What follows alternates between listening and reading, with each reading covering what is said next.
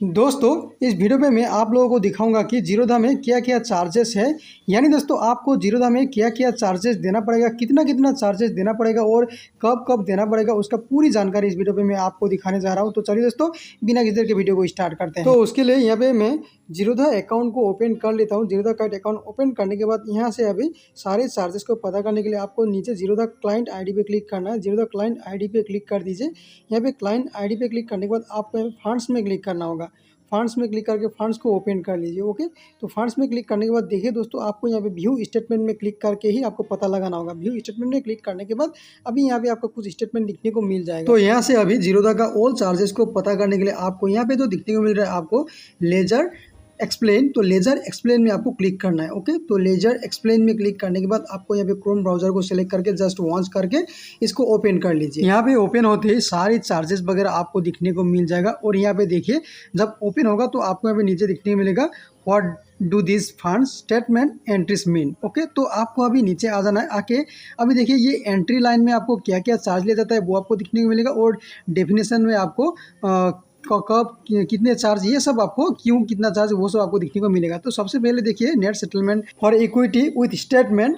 यहाँ पे दोस्तों मैं आप लोगों को एक बात बता दूं कि जीरोधा में जितना भी चार्जेस फिक्स चार्जेस हैं वो आपको यहाँ पे दिखने को मिल जाएगा। फिक्स चार्जेस कितना क्या है वो दिखने को मिलेगा, लेकिन जो फिक्स नहीं है वो आपको चार्ज दिखने को नहीं मिलेगा। जिस तरह से यहाँ पे पहले आप अगर देखेंगे ऊपर में तो यहाँ पे चार्ज यहाँ पे दिखाया नहीं गया है। ओके, लेकिन अगर आप नीचे में और भी आएंगे तो आपको यहाँ पे डीपी चार्जेस जो है वो आपको दिखने को मिल रहा है। डीपी चार्जेस जो है यहाँ पे देखिए आपको बताया जा रहा है कि आपको 13 प्लस 18% GST देना पड़ेगा। 13 रुपीज़ प्लस उसके ऊपर आपको 18% GST। और वोमेन के लिए 12.75 प्लस 18% GST है। उसके बाद नीचे में अगर देखेंगे funds auto settle to the primary bank account with reference number, तो ये है। उसके बाद अगर आप नीचे आएंगे तो MCX एप्लीकेशन अमाउंट। ओके, तो ये सब यहाँ पे चार्जेस है। और भी आपको नीचे में अगर देखेंगे तो जो फिक्स चार्ज आपको दिखने को मिलेगा वो है by back order placement charge 20 plus 18% GST है इसमें। और उसके बाद अगर नीचे में देखेंगे यहाँ पे बिंग OFS ऑर्डर प्लेसमेंट, तो इसमें भी आपको कितना है 20 प्लस 18% GST है।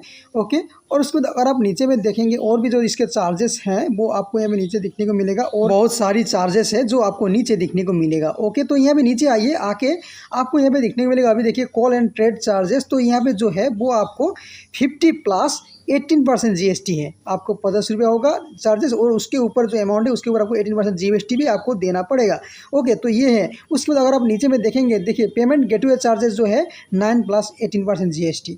ओके, उसके बाद और भी अगर आप नीचे में देखेंगे डिले पेमेंट चार्जेस जो है वो आपको दिखने मिलेगा। देखिए पर डे का जो है 0.05% पर डे है। और अगर आप ईयरली देखेंगे तो वो 18% होगा। ओके, उसके बाद आपको नीचे और भी दिया गया है कि 12.5%, 0.035%, तो ये आपको अच्छी तरह से देख लेना होगा। ओके, उसके बाद नीचे में देखिए प्लीज चार्ज फॉर, तो इसमें जो है वो आपको 30 प्लस उसमें GST देना पड़ेगा। कितना परसेंट GST वो आपको बताया नहीं गया है यहाँ पे। ओके, उसके बाद अगर आप देखेंगे और भी चार्जेस जो है वो आपको account maintenance charge for demat account. Okay, तो ये जो AMC चार्ज है यानी अकाउंट मेंटेनेंस चार्ज, ये कितना है और ये कितना कितना होगा आपको ये जानना बहुत ज़्यादा जरूरी है। और ये चार्जेस को आपको पता लगाने के लिए आपको क्या करना है, what is a account maintenance charge AMC, इसमें आपको क्लिक करना है। What is a account maintenance charge AMC में क्लिक करने के बाद देखिए यहाँ पे पूरा चार्ज आपको दिखने को मिलेगा।